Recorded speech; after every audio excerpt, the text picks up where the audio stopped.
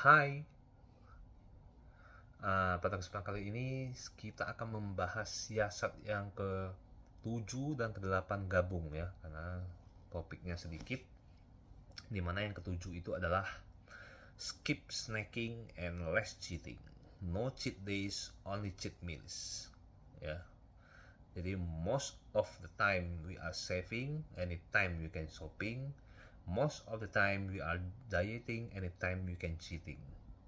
Ya, jadi uh, kalau mau cheating itu boleh ya, tapi bukan cheat day. Kita cheat meal. Jadi misalnya sehari makannya 3 kali, kita cheat di salah satunya aja. Paginya, siang sama malamnya udah tetap. Atau kalau puasa 2 kali makan, paginya saja, malam tidak. Jadi jangan ada satu hari itu full cheating ya, karena cheating itu sebenarnya tidak ada excuse, tapi kalau untuk demi untuk berkelanjutan supaya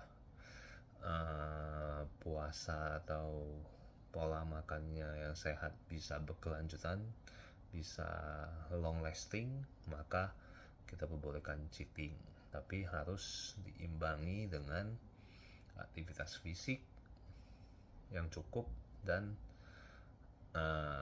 bukan seharian ya, tapi cuma salah satu meal aja dalam sehari itu ya. Kemudian ya, yang siasat ke-8 adalah istirahat yang cukup ya. Ini penting sekali ya, karena banyak yang sudah jaga makan, sudah olahraga, beban kardio ya, sudah manajemen stres, tapi ternyata tidurnya sering tidak nyenyak ya.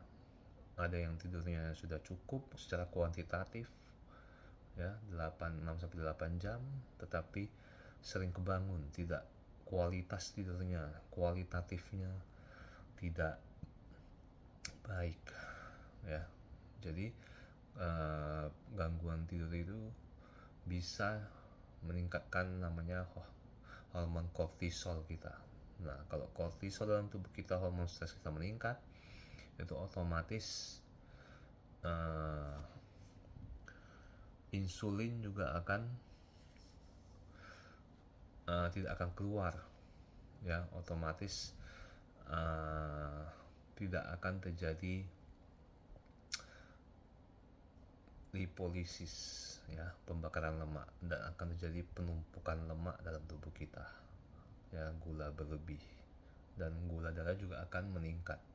Jadi banyak yang gula darahnya meningkat, sudah jaga makan, sudah olahraga, tapi kok gulanya tetap meningkat. Ternyata penyebabnya karena kurang tidur tadi ya, secara kualitatif maupun kuantitatif ya. Nah, bagaimana kita bisa meningkatkan kualitas tidur kita?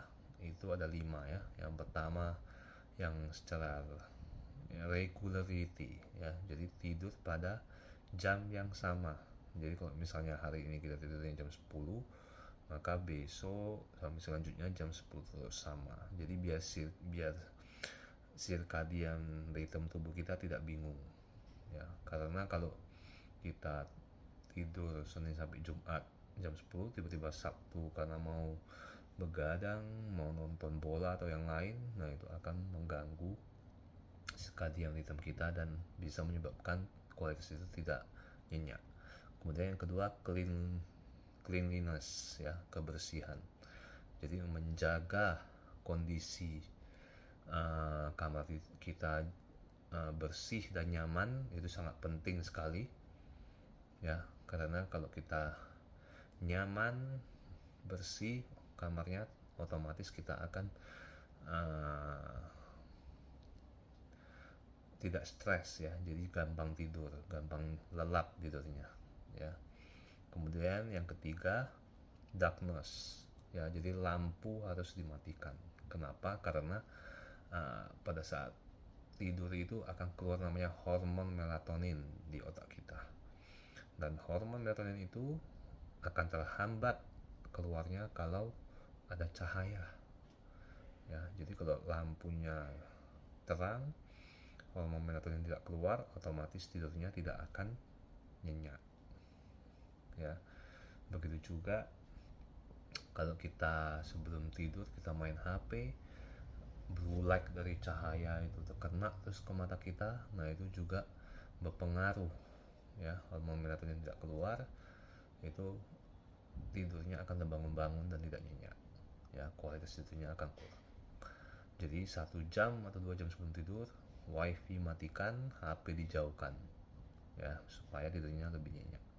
Kemudian yang keempat, less food and energetic toxicity, ya. Jadi 3-4 jam sebelum tidur kalau bisa jangan makan terlalu kenyang, terus jangan makanan yang terlalu pedas, berminyak, ya, karena itu akan menyebabkan tidur menjadi tidak nyenyak.